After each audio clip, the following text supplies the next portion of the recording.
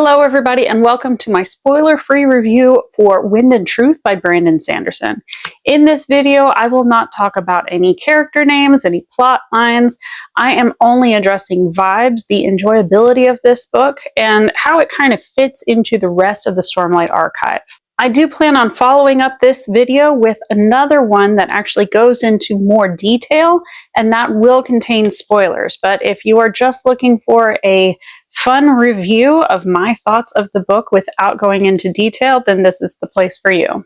I think overall, I really enjoyed the structure of this book. The way that Sanderson approaches this very tense situation that our characters have found themselves in is a very well-structured and easy to follow format, especially for something that has so many moving parts and pieces. This keeps it pretty well organized and easier to follow than I think it could have been.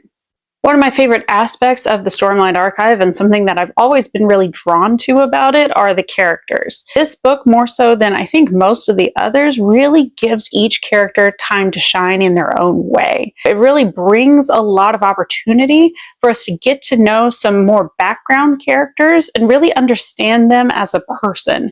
From a pacing perspective, I think this really hits the ground running from day one.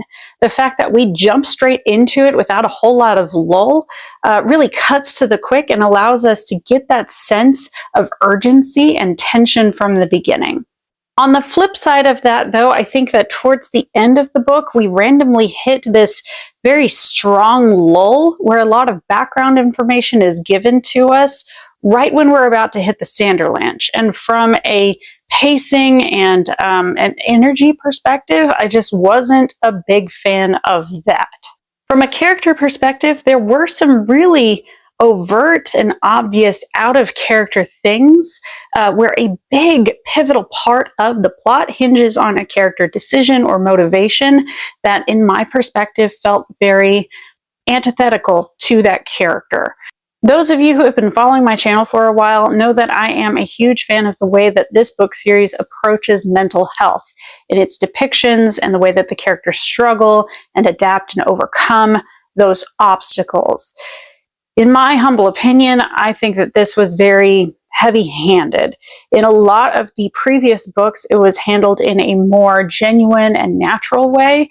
In a lot of conversations between characters, this felt like it was more of the character talking to the reader, or in some cases, it felt like Sanderson talking to the reader than it did characters talking to each other. It wasn't all the time, and I think that there were scenes where mental health was handled more delicately and more in line with the way that it was approached in previous books, but the times when it was handled clunkily, in my opinion, really took me out of the book. Overall, I did highly enjoy this book. While I wouldn't put it among my top of the Cosmere, I do think that it is a solid addition to the Stormlight Archive, and it really paints a good picture of how the events on Roshar tie into the rest of the Cosmere. Some of my favorite aspects of it are character development areas, finding out those Cosmere connection pieces, and of course, action sequences. Sanderson is one of my favorite authors when it comes to writing battles and fights, and I think that he holds that up really well in a good portion of this book. Unfortunately, I do have some pretty major issues with some character moments and some of the ways that the narrative was crafted towards the end. So I do have to give this book an 8.5 out of 10, which I think does make it my lowest on the Stormlight Archive list, but it is still solid in my opinion. So that's my perspective on it. If you read this book and you have other thoughts, please feel free to let me know in the comments. And if you have not read this book, I will say tread carefully out there. The comment sections are the wild, wild west, and who knows what's going to pop up.